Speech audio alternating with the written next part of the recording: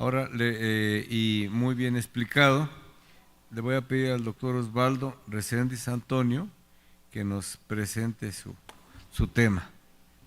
Adelante, doctor. Sí, gracias.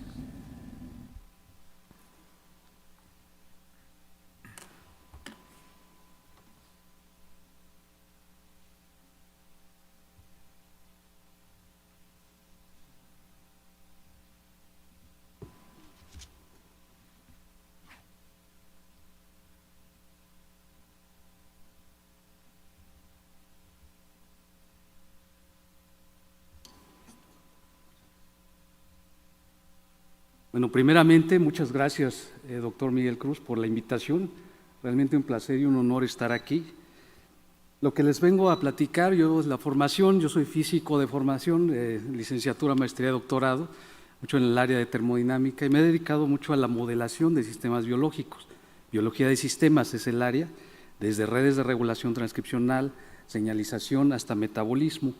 Pertenezco a un grupo de instituciones, tanto la RAI, Red de Apoyo a la Investigación, que pertenece a la UNAM, al Centro de Ciencias Genómicas, Centro de Ciencias de la Complejidad, de la UNAM también, y al Instituto Nacional de Medicina Genómica. Mi intención de platicarles aquí en estos minutos, básicamente es esos tres propósitos.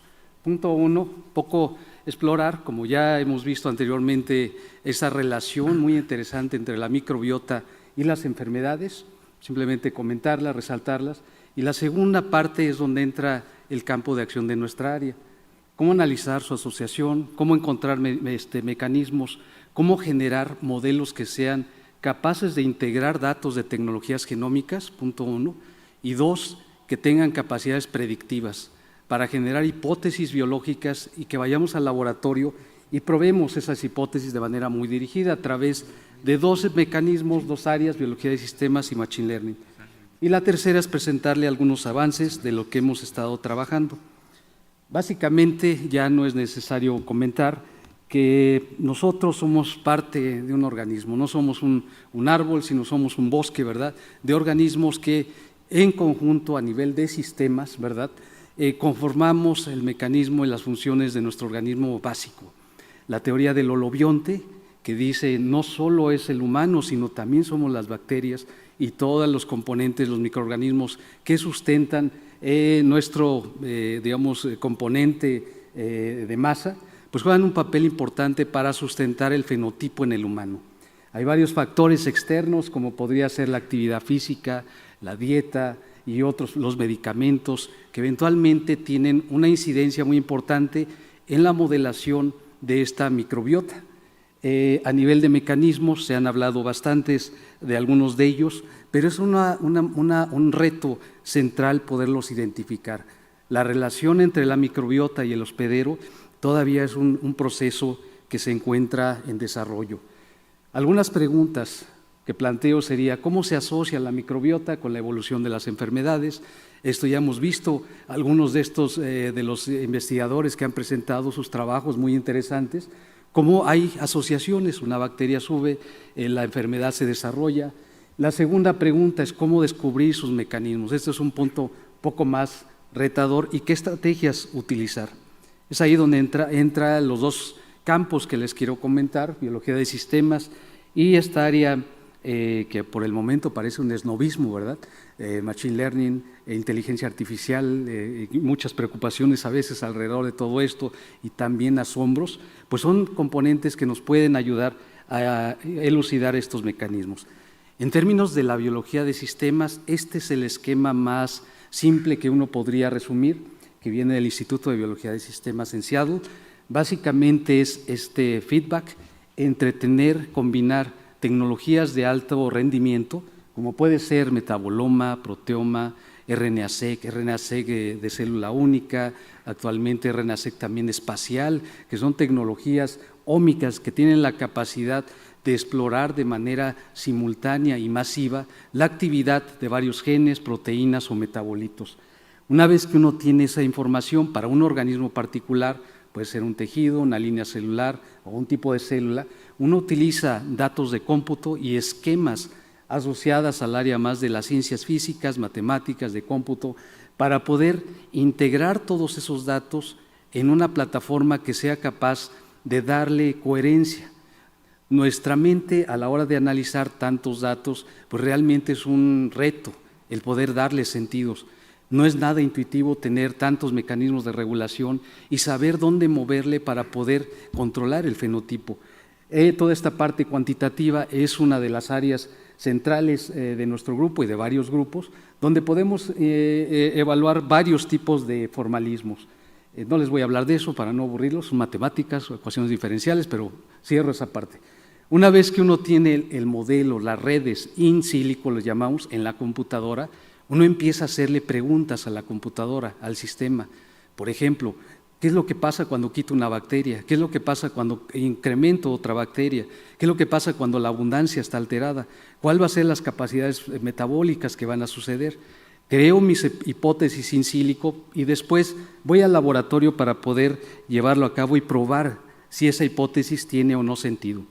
Este es uno de los paradigmas de la biología de sistemas, es básicamente armar un rompecabezas, si ustedes se dan cuenta.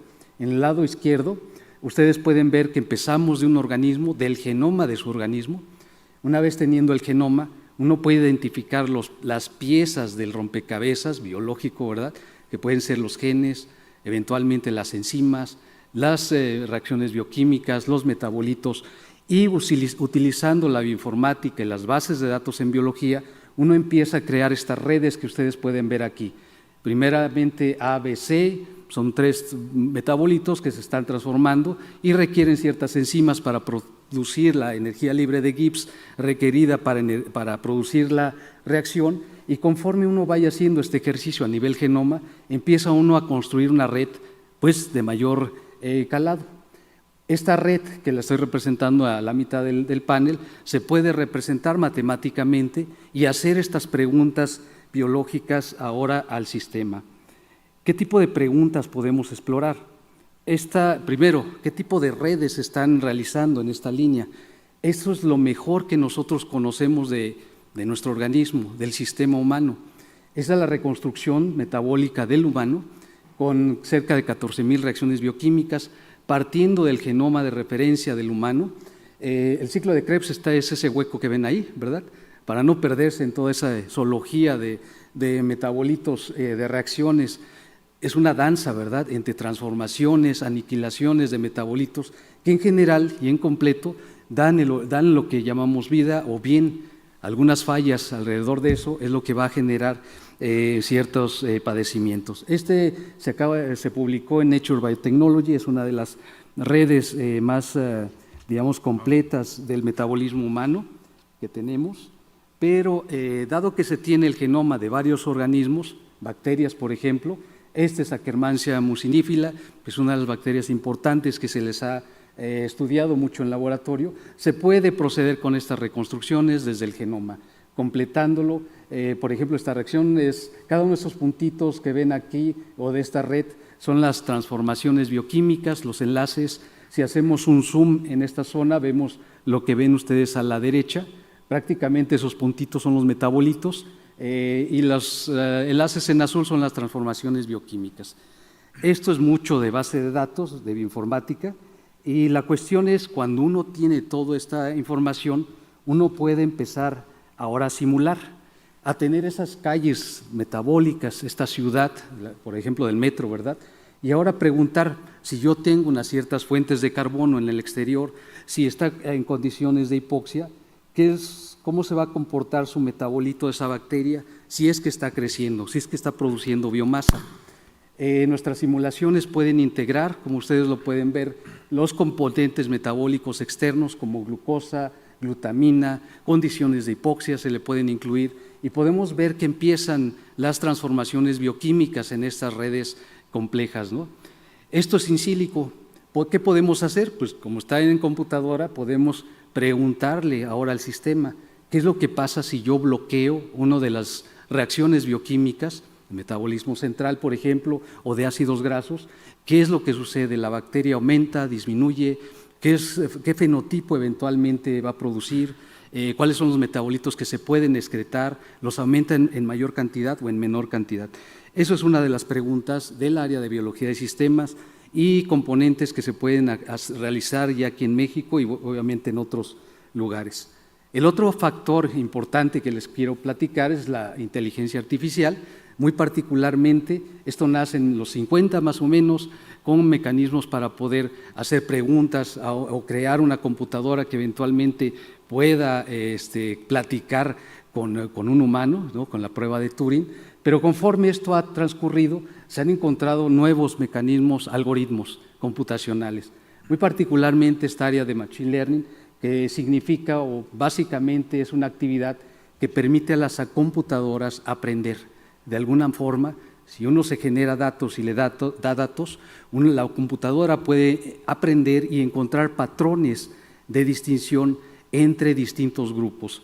Un ejemplo para tratar de aclarar estas ideas, eso es lo que hemos hecho con unos pacientes de microbiota intestinal que tienen distintas etapas de prediabetes, son normoglucémicos, un grupo, otros tienen prediabetes y otros diabetes, con y sin metformina, con y sin tratamiento, y a la computadora se le puede decir, en base a los datos clínicos y además a la microbiota, preguntarle, ¿hay patrones, hay bacterias que eventualmente pueden diferenciar cada uno de estos tres grupos?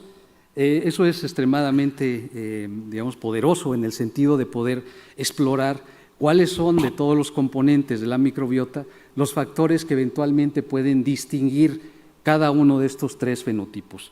Déjenme, para finalizar mi participación, comentarles algunos ejemplos que hemos estado trabajando en el laboratorio.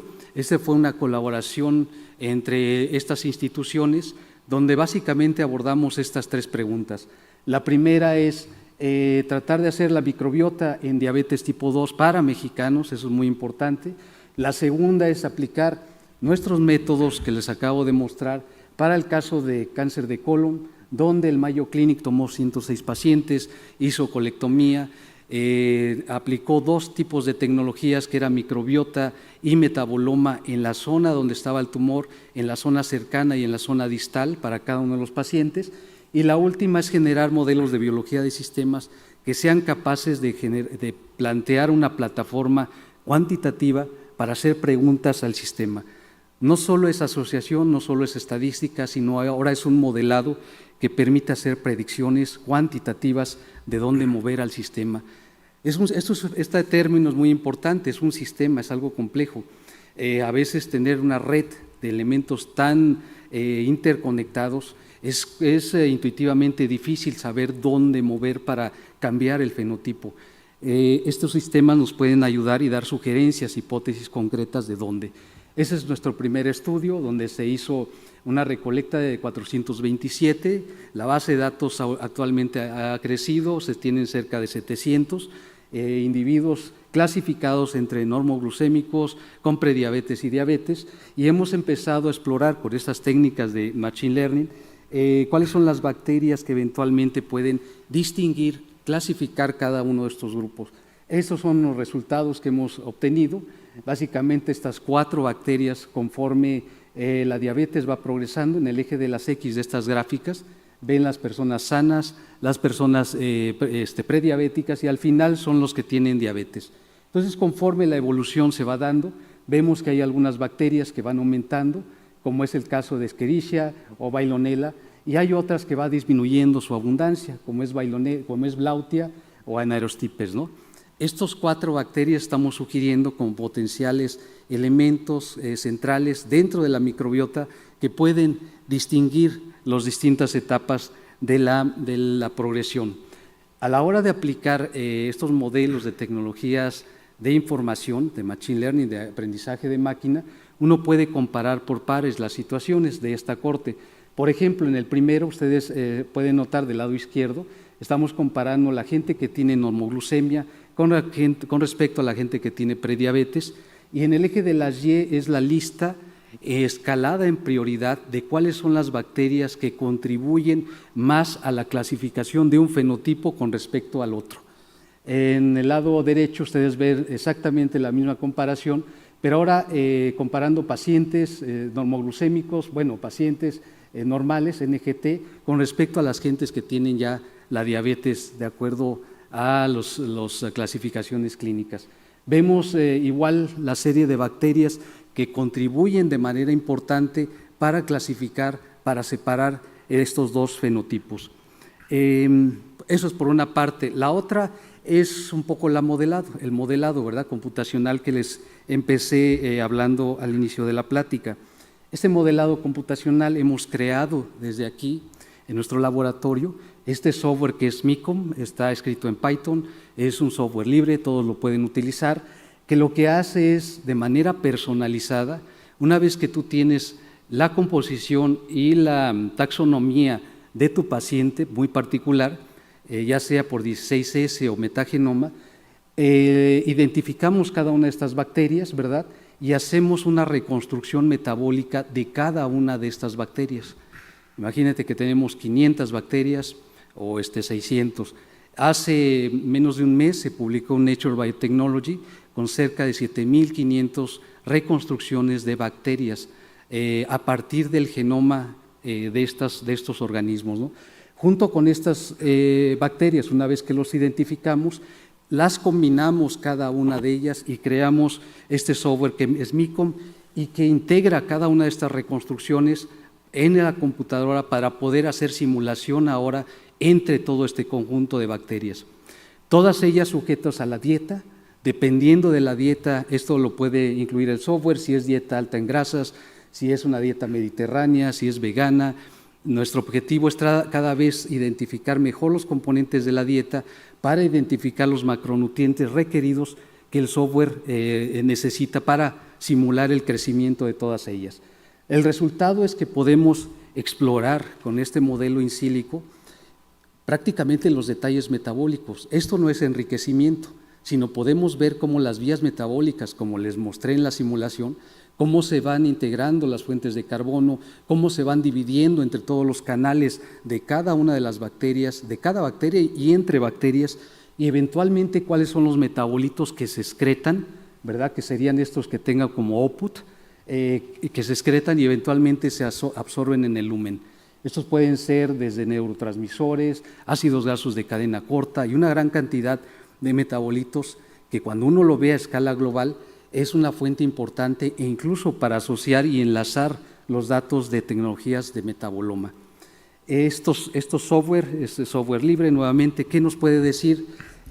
Puede explorar cuáles son los flujos metabólicos que se excretan de toda la comunidad, como son ácidos grasos de cadena corta, ¿verdad? Y qué producción va a ser esta. Podemos crear estas redes, como ustedes lo pueden ver al lado izquierdo. Estas redes son redes ecológicas, le llamamos. Cada uno de estos nodos, puntitos que ven ahí, son bacterias y cada una de estas bacterias se pueden enlazar a través de líneas rojas o azules. Las rojas significan que hay competencia metabólica, es decir, esos dos organismos están compitiendo metabólicamente en toda esta comunidad compleja por el mismo sustrato, y las azules son casos donde las bacterias cooperan metabólicamente. Hay situaciones donde hemos visto que una bacteria consume un sustrato, lo degrada, bla, bla, y después sale un metabolito que se excreta, y este metabolito le ayuda a crecer a otra bacteria que está dentro de la comunidad. Eso es lo que la red está indicando en este grado de complejidad. Dado que tenemos, pues es un modelo in silico, podemos identificar, cosa que es muy difícil, como hace poco lo comentaron, en la velocidad de crecimiento de bacterias. No todas crecen, ¿verdad?, fuera del organismo. El modelo puede identificar, postular cuáles son las velocidades de crecimiento de todas las bacterias de paciente individual. Esto es importante, es medicina personalizada. La microbiota de una persona se puede aplicar el software y podemos obtener toda esta información. En el panel A, por ejemplo, tenemos las comparaciones metabólicas de todos estos organismos. Básicamente, entre más cerca estén dibujadas, ¿verdad?, más cerca entre ellos, significa que su metabolismo en global es más parecido, entre más lejano, más disímil. Podemos identificar en el panel B, a su derecha, las reglas ahora de consumo y de producción de cada una de estas bacterias en la ecología, como si fueran estas sillas, cada una de estas bacterias, qué es lo que consume una y qué es lo que produce cada una de ellas. En este caso, por ejemplo, vemos que el primer eje es bacteroides. Estamos viendo que está produciendo acetato pero no consume ni butirato ni propionato. A diferencia del siguiente que ustedes ven, sería Eubacterium, que lo que está produciendo ahora es butirato y propionato, y ahora está consumiendo acetato. Es decir, tenemos las reglas, podemos postular las reglas de qué consume cada uno de estos organismos. Dado que es incílico y se ha registrado y se ha generado una gran cantidad de formalismos como teoría de control metabólico, a la hora de aplicar esta teoría en metabolismo, podemos caracterizar y hacer la siguiente pregunta. Si yo quiero aumentar la producción de ácidos grasos de cadena corta, ¿cuáles son las variables, ya sea en dieta o bien en la abundancia de la ecología o de la microbiota, que debo yo de aumentar para aumentar esta producción de metabolitos que me interesan, por razones clínicas, por ejemplo? Esto es una manera de generar hipótesis ya centradas, ¿verdad?, dirigidas, como les comentaba, a través de la dieta o bien a través de trasplante, por ejemplo, ¿no? Esta es una comparación para mostrarles entre 3 pacientes las diferencias entre sano, a su izquierda, gente que tiene diabetes tipo 2 y que no tiene tratamiento, que sería la de en medio, y la red de la gente que tiene diabetes tipo 2 y se le ha dado metformina, que hace una combinación ahí compleja, ¿no? Sí. Nuevamente sigo la misma notación, los enlaces en rojo son competencia y los azules son cooperación metabólica. Vemos cómo pues eventualmente el metabolismo y las reglas, la ecología de todos estos organismos pues va cambiando de manera significativa. ¿Cómo llegar desde acá de la gente que tiene prediabetes o diabetes al sano? Bueno, esta es una estrategia que estamos tratando de explorar. Finalmente me gustaría mostrarle 2 ejemplos para cerrar mi participación. Uno con este estudio que el Mayo Clinic, con estas instituciones, este centro de medicina individualizada, recolectó 106 pacientes con cáncer de colon. Como les decía, hizo 2 tecnologías, microbiota y metaboloma, y a la hora de aplicar nuestro software que les acabo de presentar, el software predijo que en la zona de cáncer y en la zona normal o distal, eventualmente había un flujo diferente, significativo, en uno de los metabolitos. Este metabolito posteriormente se verificó por espectrometría de masas para identificar metaboloma, que efectivamente el modelo sugirió como uno de los potenciales cambios metabólicos en la microbiota que distinguía la zona cancerosa de la zona normal, ¿no? De estos pacientes, 106, habrá que hacer una corte mucho más grande, ¿verdad?, para verificar estos estudios. Los artículos lo pueden, y los detalles, los pormenores los pueden revisar en estos trabajos. Y finalmente, esto lo aplicamos en el tiempo de la pandemia, en el COVID al inicio, sobre todo para estos datos que fueron de pacientes chinos. Los chinos fueron los primeros en obtener, medir microbiota intestinal en pacientes con COVID severo, y lo que encontramos es este resultado. Fíjense que este es un curso temporal de una persona que llega al hospital en estado grave, pasa día 0, este es estado grave, déjenme ver que el día 0, si alcanzan a ver ahí, ¿verdad? Día 0 es cuando la persona llega al hospital, se le va dando tratamiento, se le vuelve a tomar la microbiota día 5, día 9 y día 15, donde ya está recuperado.